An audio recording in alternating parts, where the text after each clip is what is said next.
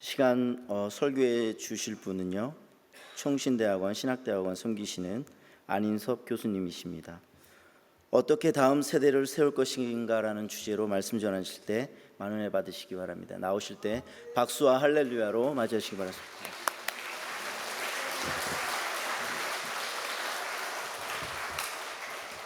네, 여러분 또 귀한 찬양 감사하고 이렇게 저녁 예배에 이렇게 가득 찬 성도들을 보니까 참 가슴이 매우 뭉클합니다. 하나님께서 이 예배에 함께 계신 줄로 믿습니다. 잠시 기도드리고 말씀 나누겠습니다. 사랑의 주님, 이 주일 저녁 시간에 주님 앞에 섰습니다. 우리의 마음의 문을 활짝 열겠사오니 성령께서 말씀과 더불어 일하셔서 우리에게 필요한 생명의 말씀이 되도록 도와주시옵소서. 말씀을 증거하는 사람은 죄인이오니 십자가 뒤에 감추어 주시고 오로지 주님의 살아있는 메시지가 증거되도록 역사하여 주옵소서. 예수님의 이름으로 기도하옵나이다. 아멘.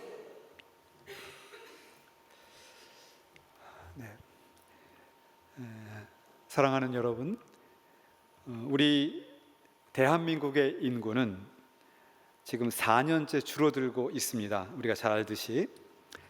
그래서 제가 자료를 찾아보니까 올해 2024년은 무려 작년보다 얼마가 줄었을까요? 12만 명이 줄었습니다. 인구가 실제로 줄고 있습니다. 인구 소멸의 위기를 맞고 있고 또 저출산율뿐만 아니라 지방 소멸의 위기도 찾아온다라고 전문가들은 말하고 있습니다. 한국 기독교도 어려운 것은 마찬가지입니다.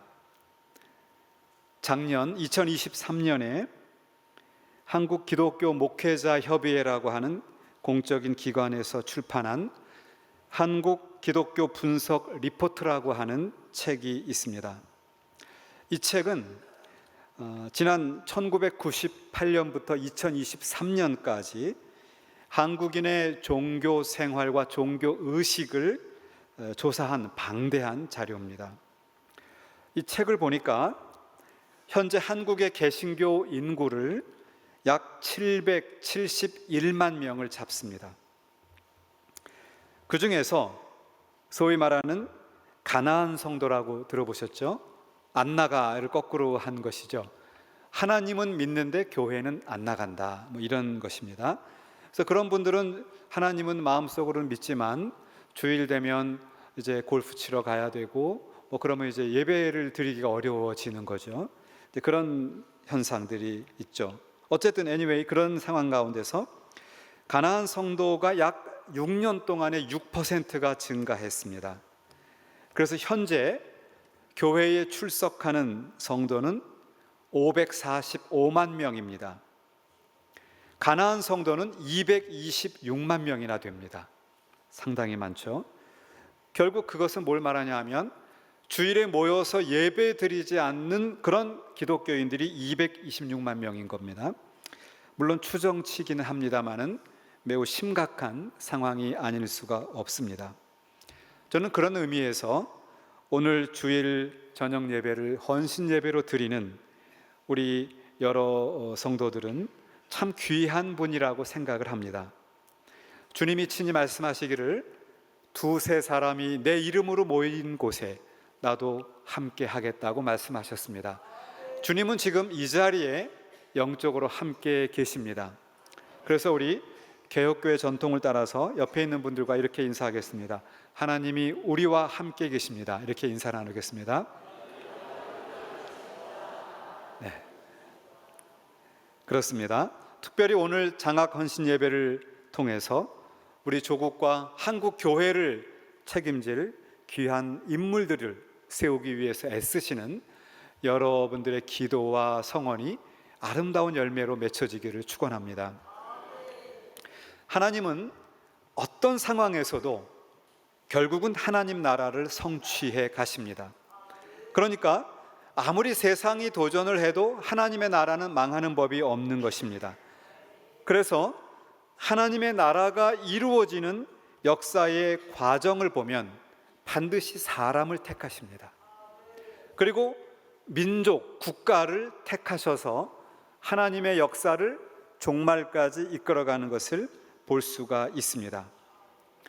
그래서 우리 한국 교회 입장에서 본다면 지금까지는 하나님께서 정말 한국 교회를 축복하시고 이끌어 오셨는데, 지켜주셨는데, 과연 앞으로도 다음 세대에도 그럴 것인가 아닌가는 전적으로 우리들의 책임입니다.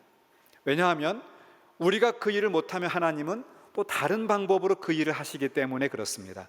적어도 아직은 우리에게 마지막 기회가 있다, 이렇게 말씀드리고 싶습니다. 하나님께서 창조하시고 나서, 그리고 인간이 타락하여 이제 범죄하여 타락하게 되었죠. 그리고는 하나님이 구원의 역사를 에덴 동산부터 시작해서 이끌어 가십니다. 그런데 이 역사를 이끌어갈 때 구약의 시대를 우리가 율법의 시대라고 하죠. 토라라고 하는 율법의 시대인데, 이 율법의 시대를 대표하는 인물은 모세입니다. 그는 또한 구원의 역사도 상징하죠.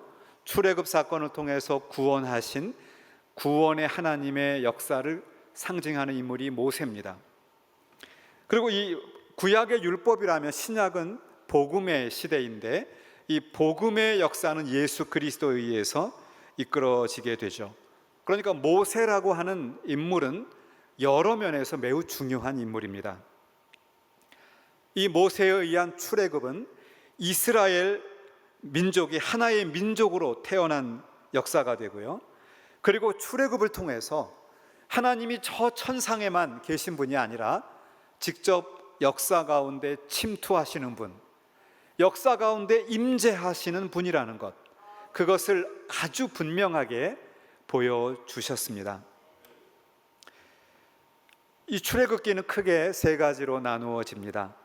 애굽에서의 이스라엘이 있고, 광야에서 이스라엘이 있고, 그리고 시내 반도에서의 이스라엘이 있습니다.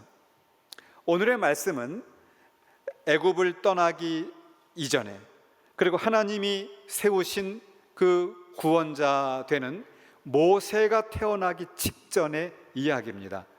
오늘 본문을 바로 지나서 출애굽기 2장이 되면 이제 모세의 출생 이야기가 등장합니다.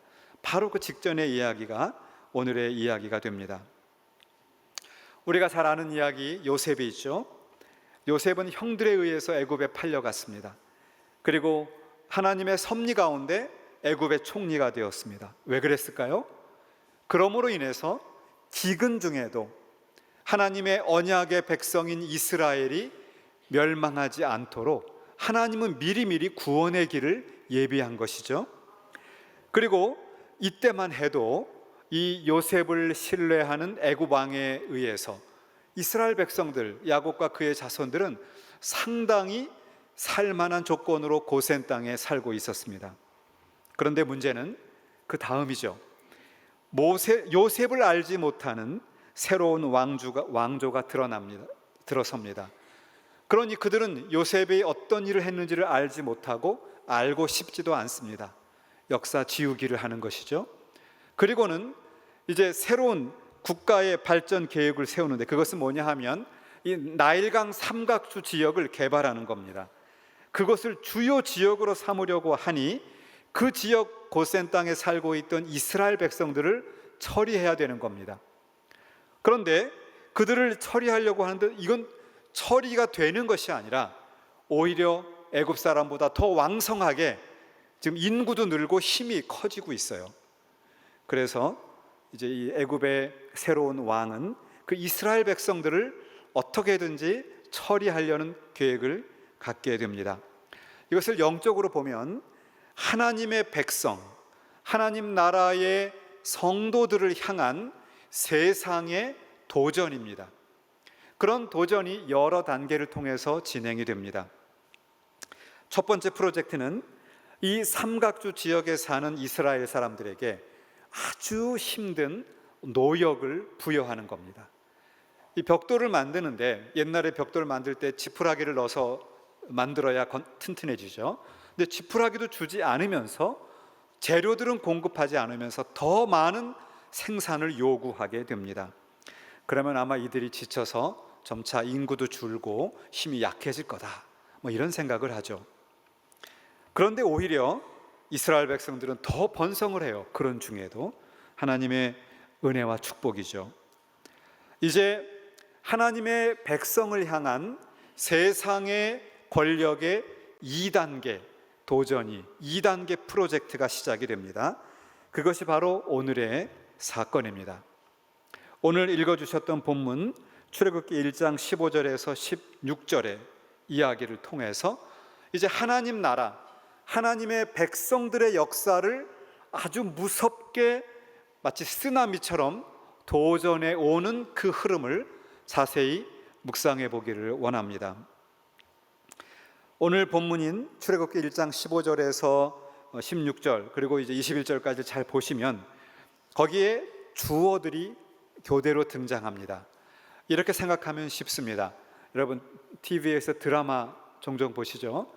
제가 최근에 돌려보기로 다시 본 드라마는 제가 지난번에 사랑의 불시착을 다시 봤어요.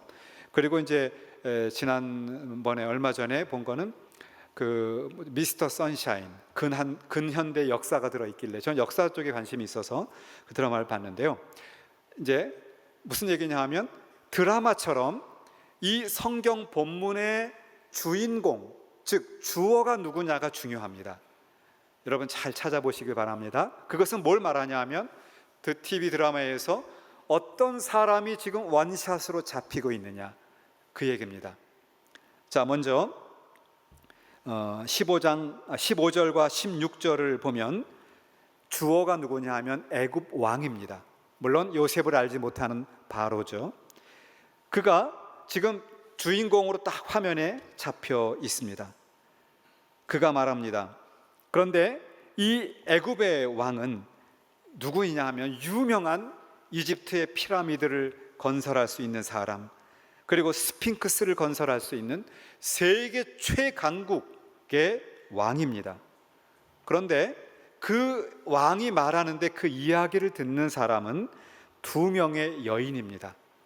나이도 제법 있고, 그리고 애굽의 1등 시민도 아니라 2등, 3등 시민인 이스라엘 히브리 산파들입니다. 그런데 여기서 한 가지 중요한 특징이 발견이 됩니다. 애굽의 왕은 그 왕이 람세스 2세다 뭐다 이름이 아예 없습니다. 그냥 애굽의 왕이에요. 잘 찾아보세요.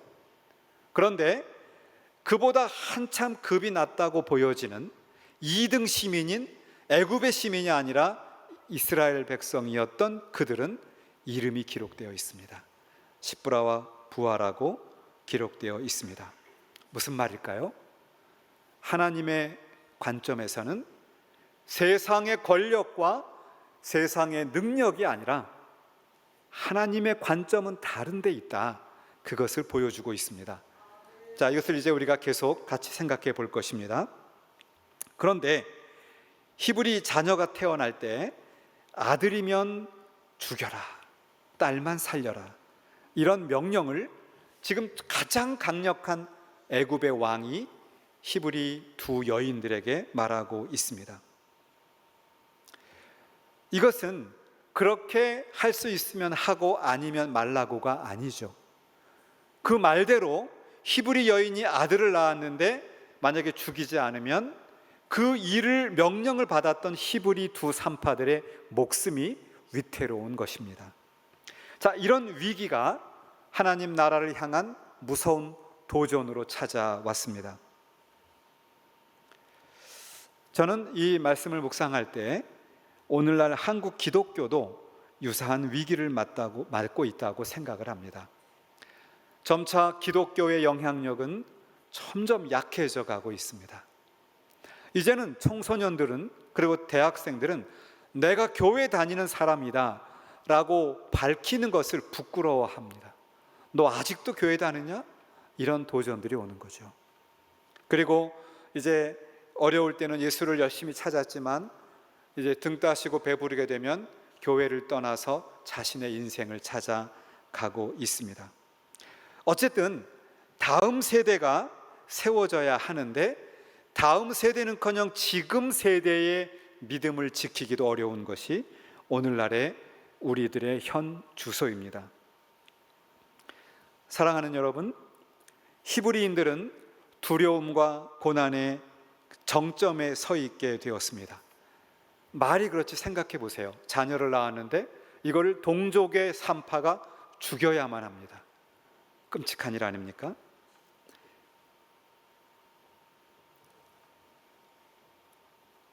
그렇지만 오늘의 본문을 보면 일단 바로 이어서 나오는 출애굽기 2장에서는 모세가 태어나서 이스라엘 백성을 구원해 나갑니다. 그것은 그 다음의 이야기예요.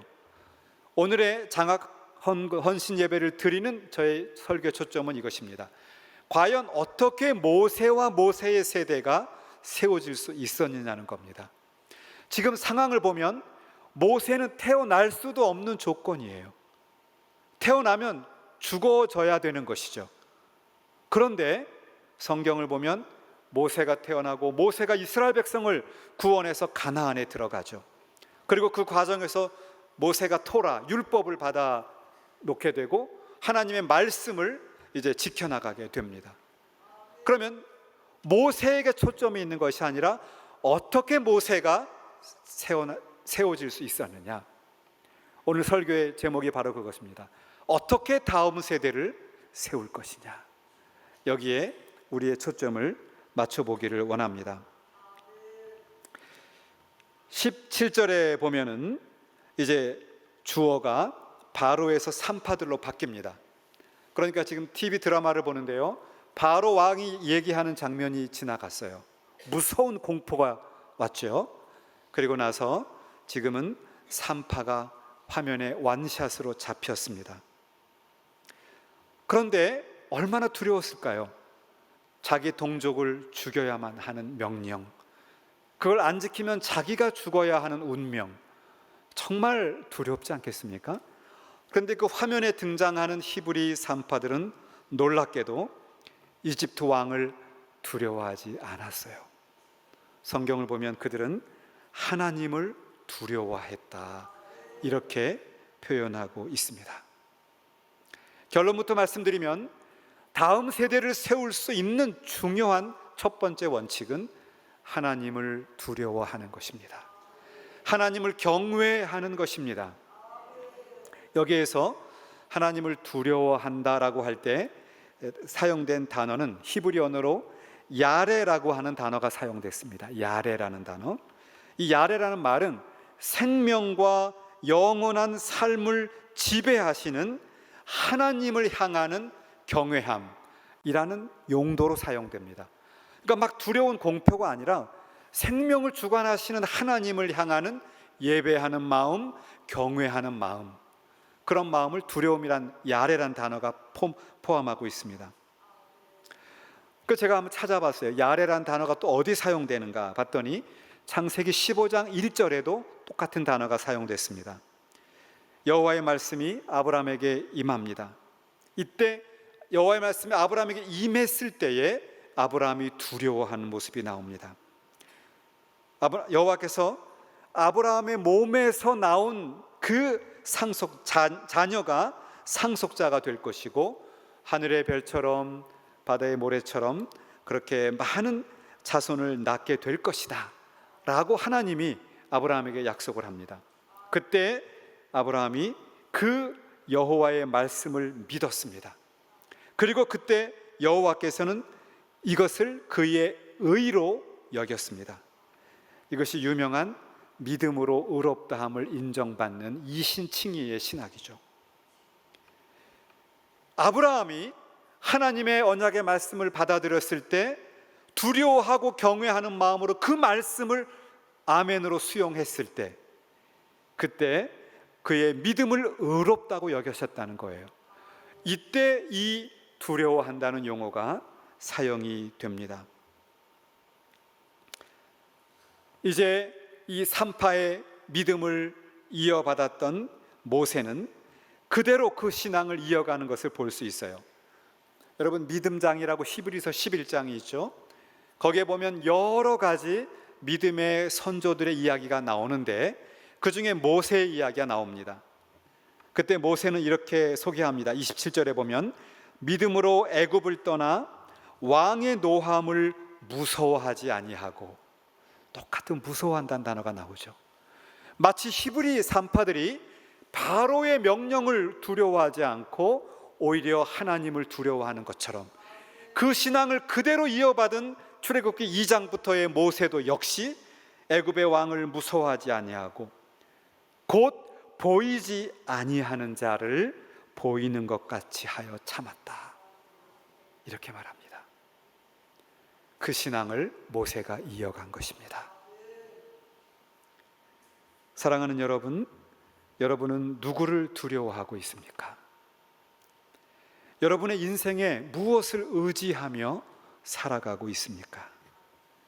어떤 분들은 돈을 의지하는 사람, 어떤 분은 세상의 향락을 의지하는 사람, 권력을, 명예를, 탐욕을 쫓아가는 사람, 사람의 백을 더 의지하는 사람, 다양한 사람들이 있습니다. 그러나 성경은 분명히 말합니다. 예수님께서는 사람이 두 주인을 섬길 수 없다고 말합니다. 하나님이냐 만몬이냐, 하나님이냐 탐욕이냐, 두 주인 중에 하나를 선택해야 합니다. 바라기는 십부라와 부와 같이 정말 그 무서운 공포 속에서도 애굽의 왕이 아니라 하나님을 경외하며 경배하는 자, 그 믿음을 이어받았던 모세처럼 하나님을, 보이지 아니하시는 하나님을 경외하는 자, 그들에게 하나님의 역사의 열쇠가 맡겨진 줄로 믿습니다. 자, 여기서 성경이 끝났다면 그래도 다행이죠. 어쨌든 히브리 여인들은 한 번 바로에게 불려갔으니까 위기는 넘긴 거 아니겠습니까? 그런데 18절에 보면 다시 애굽의 왕 바로가 주인공으로 텔레비전 드라마 화면에 완샷으로 잡히게 됩니다. 그는 산파들을 다시 부릅니다. 아니, 내가 자네들에게 분명히 자녀를 낳으면, 아들을 낳으면 다 죽이라고 했는데 왜 히브리인들이 줄어들지가 않느냐? 왜 인구가 줄지 않고 여전히 흥왕하고 있느냐? 이유를 밝혀라. 이것은 원인을 뻔히 알고 물어보는 질문이죠. 이러한 앞에 있었던 그 파도보다 더 높은 집채만한 파도가 그 히브리 산파들에게 찾아오게 되었습니다. 사랑하는 성도 여러분, 우리가 신앙생활을 하고 인생을 살아가다 보면 정말 우리가 부족하지만, 우리의 믿음이 연약하고 우리가 가지고 있는 것이 없지만 나름대로 하나님 말씀대로 살아보려고 애쓰고 노력합니다. 저는 그런 성도들을 보면 참 감동을 받아요. 그런데 그렇게 어려운 중에 하나님 두려워하며 순종했다면, 와, 오케이, 잘했다라고 하나님이 칭찬하고 축복을 주셔야 되잖아요. 그게 상식 아니겠습니까? 그런데 그렇게 자기 동족을 살려주면서 하나님을 두려워했는데 칭찬은커녕 오히려 바로가 다시 불러서 그 책임을 묻고 있는 것입니다.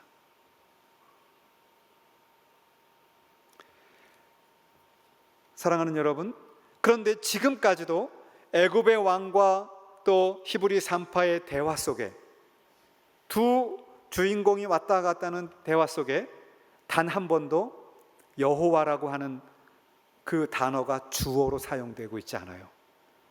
하나님은 지금 침묵하고 계신 겁니다. 하나님은 지금 그 일들을 아무것도 안 하고 바라만 보고 계신 겁니다. 침묵하고 계시는 하나님을 여기서 보게 됩니다.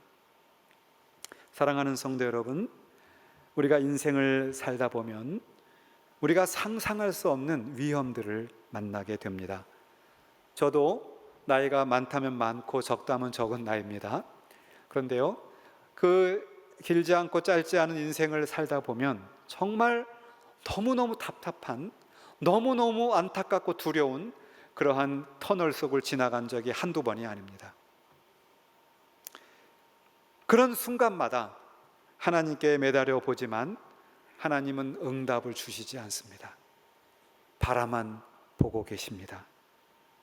지금 히브리 산파들이 그런 상황 가운데 있는 것입니다. 여러분 어떠십니까? 여러분의 질병을 위해서, 여러분의 자녀를 위해서, 여러분의 어떤 그 영적인 필요를 위해서, 여러분의 사업과 가정을 위해서 간절히 기도하지만 하나님이 왜 다른 사람의 기도는 들어주는데 나의 기도는, 우리 가정의 기도는 침묵하고 계시는가? 하나님 너무하시지 않습니까? 저는 그래도 하나님 뜻대로 해보려고, 물론 완전하지는 않지만 하나님 뜻대로 해보려고 노력은 했습니다. 그러면 적어도 조금이라도 무엇인가를 들어주시고 응답을 주셔야 하지 않겠습니까?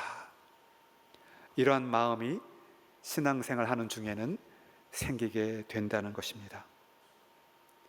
하나님은 어떤 신호도 보내지 않고 침묵하면서 외롭고 두려움에 있는 그 여인들을 그대로 방치해 두고 계시는 것 같습니다. 19절에 다시 주인공이 바뀝니다. 주어가 히브리 산파로 바뀝니다. 그들은 정말 식은땀을 흘리면서 죽음을 임박한 위협을 느끼면서 말합니다. 히브리 여인들은 완악한 건강에서 우리가 가기도 전에 자녀를 낳아버렸습니다 라고 전혀 설득력 없는 궁색한 변명을 하며 그렇게 있었을 뿐입니다. 저는 이러한 하나님의 침묵에 대해서 종종 묵상할 때가 있습니다. 저는 교회사를 공부하는, 가르치는 사람인데 종교개혁 시대의 프랑스와 네덜란드의 종교개혁 성도들, 그리고 이제 그 이후 17세기의 스코틀랜드의 언약도들의 삶을 보면 정말 아무런 보장도 없고 아무 담보도 없는데 오로지 하나님의 말씀과 언약 하나를 의지하고 자기 인생을 걸고 사는 사람들이 있습니다. 제가 좋아하는 찬양 가운데 말씀 앞에서라는 찬양이 있습니다. 말씀 앞에서, 말씀 앞에 운명을 거는 사람, 아무것도 얻어지는 것도 없고 아무것도 바라는 것을 얻은 것은 하나도 없지만 말씀 앞에서 그 말씀에 내 운명을 걸고 살아가는 사람들, 저는 그분들의 역사를 공부할 때마다 가슴이 뛰기 시작합니다. 저는 이 히브리 여인들의 글을 묵상하면서 가슴이 뛰기 시작합니다. 아무것도 담보되어 있지 않고 아무것도 보장되어 있지 않고 하나님의 침묵 속에서도 그들은 꿋꿋하게 떨리는 몸으로 서 있었습니다. 그런데 여러분, 바로 이 순간에 대반전이 생기게 됩니다. 바로 20절에 보면 지금까지 단 한 번도 주어로 등장하지 않았던 하나님이 이제 텔레비전의 완샷으로, 그 위대하고 장엄하신 하나님이 완샷으로 등장하는 것입니다. 침묵하셨던 하나님이 엘로힘이라고 하는 이름으로 등장하셨습니다. 하나님이 그 산파들에게 은혜를 베푸시니 그 백성은 심히 번성하고 매우 강해지니라. 지금까지 그 숨막히는 순간순간 하나님은 절대로 드러나지 않으셨습니다마는, 그러나 히브리 여인들의 그 믿음을, 마치 아브라함이 하나님 앞에 그 믿음을 실천했던 것처럼, 아브라함이 이삭을 바치는 그 순간에도 믿음을 지켜갔던 것처럼, 그러한 그들의 믿음을 지켜보시고 나서 이제야 자신을 계시하기 시작합니다.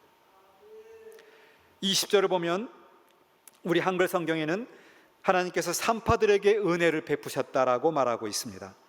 그런데 원래 출애굽기가 기록된 히브리어를 보면 은혜라고 하는 단어는 나오지 않습니다. 이걸 직역을 해보면 이렇게 말할 수 있습니다. 하나님 행동인데요, 하나님께서 산파들을 잘 다루셨다, 이렇게 번역할 수가 있습니다. God dealt well with the widows. 그러니까 하나님께서 그 midwives, 그 산파들을 잘 취급하셨다, 잘 다루셨다, 잘 어루만지셨다, 잘 행하셨다. 이렇게 해석이 됩니다.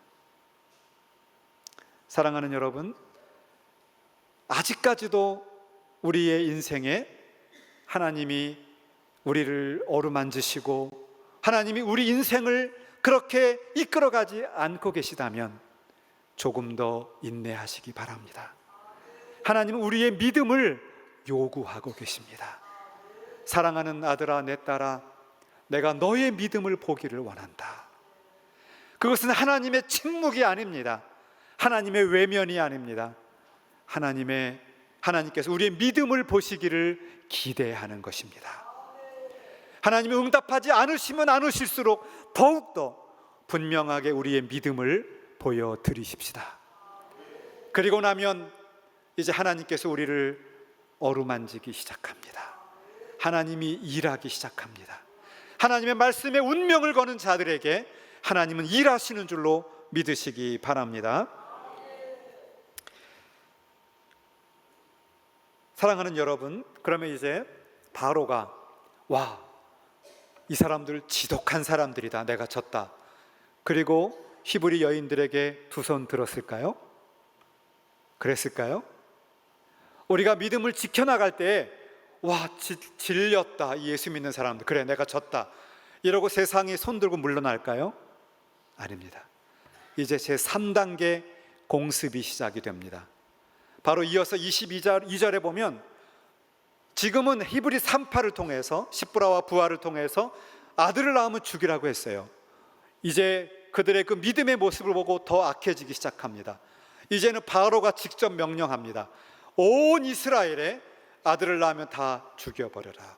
바로의 어인이 찍힌 명령서를 가지고 직접 명령하기 시작합니다. 사랑하는 여러분, 그러면 이스라엘 백성이 다 사라져 버렸을까요? 아니죠. 하나님의 일하심은 특이합니다. 하나님은 우리의 믿음을 보기 원하시는데 믿음을 보일 때 하나님을 흥왕케 하셔요. 그런데 그 우리의 흥왕케 함을 하나님의 나라를 엎으려고 하는 세상의 세력은 더 높은 파도를 가지고 찾아온다는 것입니다. 세상은 주님이 오시는 그날까지 포기하지 않습니다. 더 심한 파도를 가지고 오는 것이죠. 마치 욥을 생각해 보세요. 욥을 그렇게 계속 침범해 옵니다. 그러면 하나님은 또 다른 방법을 마련하시죠. 히브리 3파들에 의해서 살아남았던, 그리고 죽임을 당하지 않았던 그 히브리 남자 아이들 중에 한 명, 물에서 건짐이라고 하는 뜻을 가진 모세를 태어나게 하시고, 그 모세의 인생을 바로 애굽의 그 왕의 궁전의 애굽의 왕자로, 얼마나 아이러니합니까? 세상은 그 모세와 같은 아들들을 죽이려고 했는데 그 바로의 궁정에서 당당하게 하나님의 구원의 역사가 진행되고 있습니다. 사랑하는 여러분, 바로 여기에서 우리가 장학 헌신 예배를 드리고 또 우리의 다음 세대를 세우는 원칙을 배우게 됩니다. 무엇보다도 하나님을 두려워하십시다. 하나님을 경배하고 경외하십시다. 그리고 그것을 믿음으로 어떤 위협과 도전이 찾아와도 우리의 믿음을 보입시다. 믿음을 지켜가십시다. 그러면 하나님은 우리를 어루만지시고 우리를 통해서 일하십니다. 그러면 세상은 더 큰 파도로 찾아옵니다. 두려워하지 마십시오. 하나님은 또 다른 구원의 길을 예비하십니다. 모세를 예비하시는데 심지어 그 애굽의 왕자의 신분으로 모세를 키워나가십니다. 우리가 다음 세대를 세울 때 이런 하나님 나라의 눈, 하나님의 역사를 주장하시는 일하심의 눈으로 보게 된다면 낙심하지 않게 됩니다. 실망하지 않습니다. 여러분, 우리가 자녀들을 양육하고 사람들을 키우다 보면 낙심할 때가 많이 있습니다. 얘가 사람이 될래나, 그렇게 마음이 들 때도 있을 수 있습니다. 좀 뭔가 확 보여지면 좋을 텐데 아무런 성장의 모습이 안 보일 수도 있습니다. 제가 우리 딸아이가 중학교 3학년 때 이제 그 중학교 3학년 때 면담, 상담이라고 하죠. 부모 상담이 있었어요. 같이 갔습니다. 선생님이 저희하고 이제 상담을 합니다. 고등학교 진로 이런 얘기와 학교 생활을 이제 상담하는 것이죠. 그런데 그 선생님이 한참 얘기하시다가 저에게 이렇게 물어봅니다. 혹시 아빠가 이 딸을 칭찬하는데 많이 인색하신가요? 딸을 잘 칭찬하지 않고 인정하지 않느냐고 저에게 물어보세요. 저는 누구보다도 우리 딸을 저는 딸이 하나밖에 없거든요. 근데 누구보다도 이 딸을 자랑스러워하고 사랑하고 있는데 전혀 뜻밖의 질문을 받은 겁니다. 제가 당황했습니다. 선생님 무슨 말씀이세요? 제가 우리 딸을 얼마나 자랑스러워하고 감사하고 기뻐하는데요. 그런데 선생님 생각에는 우리 딸아이가 아빠로부터 인정받지 못하고 있는 것 같다, 그렇게 느낀다는 것을 선생님이 느낀다는 거예요. 저는 그래서 그날 상담을 마치고 집으로 돌아오면서 많은 생각에 잠겼어요. 생각해 보니까 제가 우리 딸을 인정하지 못했다기보다는 좀 더 잘하라고, 요만큼 했으면 와 다음엔 이만큼 해보자, 저 나름대로는 목표를 제시해 준 것 같았어요. 돌이켜 보니까 그것이 우리 딸에게는 우리 아빠는 내가 뭘 해도 만족하지 못하시는구나, 이렇게 생각했던 것 같습니다. 그 제가 회개했어요. 내가 뭘 해도 내가 열심히 응원하고 밀어주고 그렇게 해줘야 되겠다.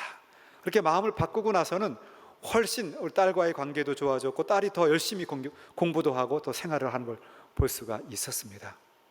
사랑하는 여러분, 우리가 장학생으로 인재를 키우고 또 우리 자녀와 다음 세대를 세울 때 세상의 눈과 우리가 설정한 목표치를 가지고 접근하시면 안 됩니다.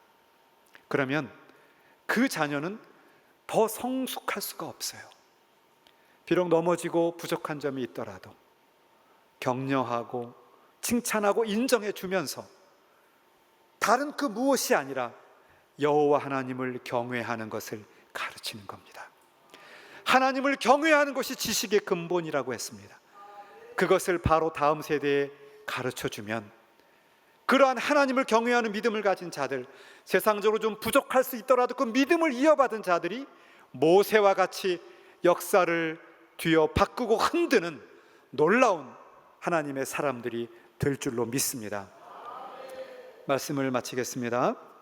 사랑하는 여러분, 이런 세상의 도전과 위기 속에서도 우리는 이 세상의 힘이 아니라 하나님, 그리고 그 하나님에 대한 순종과 믿음, 이것을 다음 세대에 전달해 주십시다.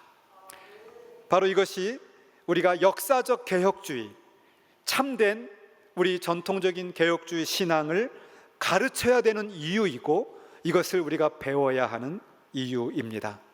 이것만 잘 진행된다면 비록 한국 사회의 인구가 줄고 있고 어려움이 많이 있고 한국 교회가 위기에 있다 할지라도 하나님은 우리의 다음 세대를 준비하시고 그리고 세워나가셔서 그들을 통해서 하나님의 구원의 역사를 이루어 가실 줄로 믿습니다. 기도하겠습니다. 사랑의 주님, 감사합니다.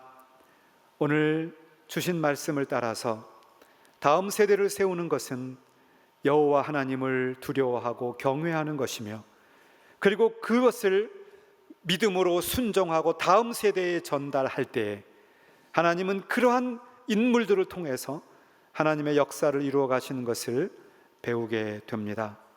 하나님 말씀 앞에 운명을 거는 사람들, 하나님의 놀라운 일하심 앞에 우리의 다음 세대를 맡기는 놀라운 축복에 우리 대한교회 성도들 다 될 수 있도록 인도해 주옵소서. 감사드리오며 우리 주 예수님의 이름으로 기도하옵나이다. 아멘.